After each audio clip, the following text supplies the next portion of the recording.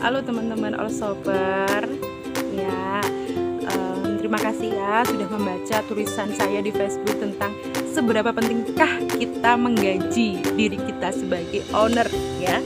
Jadi kadang kita jualan online gitu kan, kita punya omset, kita punya profit. Nah masalahnya uangnya kecampur dan kita tidak menggaji diri kita sendiri. Akhirnya apa? Ya kita kerja, kita akhirnya lelah karena kita tidak mendapatkan kepuasan atau reward dengan kita menggaji diri kita sendiri. Kalau nggak gitu, terkadang uang bisnis itu bisa sampai minus, ya sampai minus karena apa?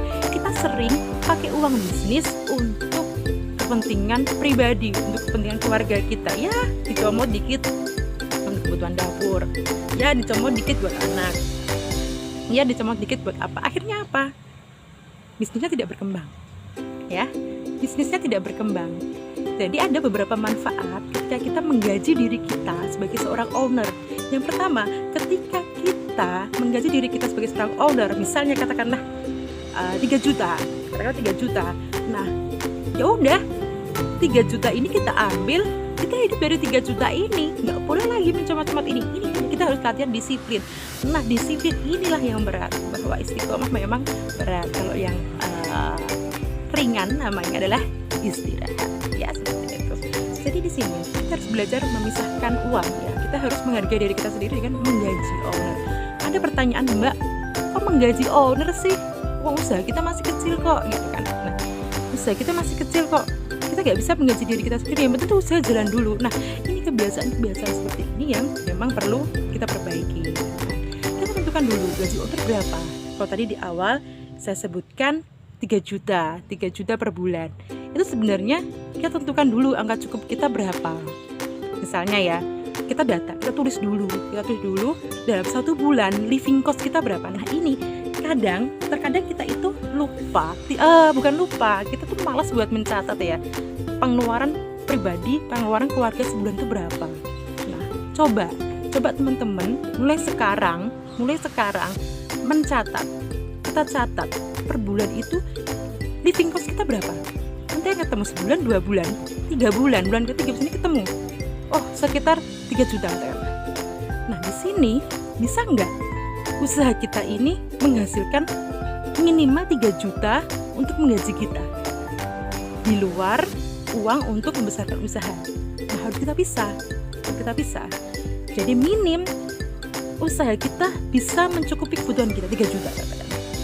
Sedangkan untuk perputaran bisnis berapa yang dibutuhkan?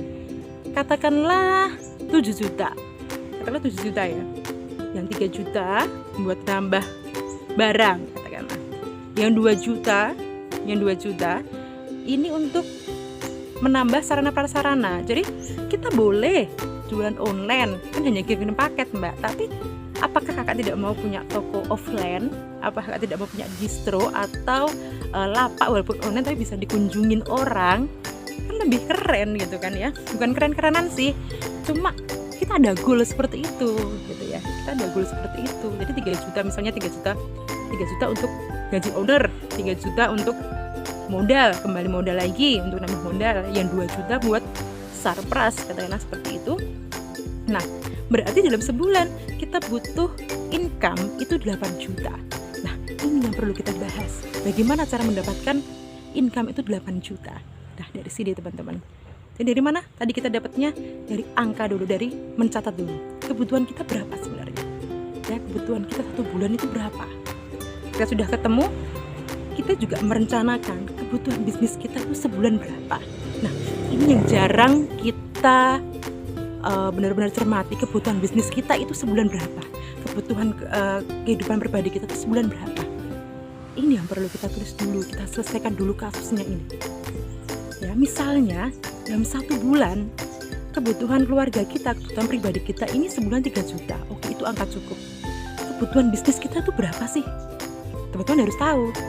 Katakanlah kebutuhan bisnis kita itu sebulan 5 juta ya. 5 juta tadi ya untuk menambah barang dagangan, dan jangan lupa untuk menyisihkan untuk membuat sarana prasarana, misalnya buat beli etalase, buat beli apa gitu. Jadi perlu dianggarkan, perlu direncanakan, karena kalau kenal Mas Arli Kurnia, dia mengatakan bahwa kalau kita tidak merencanakan keuangan dengan baik gitu kan, maka kita sedang merencanakan kegagalan.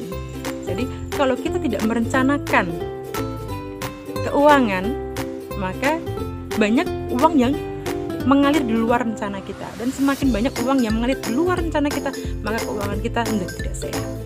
Ya teman-teman ya. Jadi kenapa banyak orang mengatakan saya sudah punya usaha itu bertahun-tahun tapi tidak nampak hasilnya? Ya karena ini kita tidak merencanakan keuangan kita dengan baik. Nah, mau dibawa kemana uang ini? Gitu ya. Nah, bisa jadi borosnya tadi dicomot-comot untuk kebutuhan pribadi. Bisa jadi nambah dagangan tapi tidak memikirkan sarana prasarana. Nah, coba kita pisahkan. Saat ini teman-teman catat dalam 1 bulan berapa sih kebutuhan teman-teman untuk living cost, untuk kehidupan pribadi teman-teman dengan keluarga, dan berapa sih kebutuhan untuk bisnis kita selama 1 bulan. Caranya bagaimana? Coba mulai sekarang catat kebutuhan bisnis Anda dan catat kebutuhan pribadi, kebutuhan living costnya berapa. Nanti ketemu angka-angka ini dalam 1 bulan pasti ketemu ya. Pengeluarannya apa dicatat, ketemulah angka-angka seperti ini. Nah, dari angka seperti ini baru nanti kita tingkatkan omset.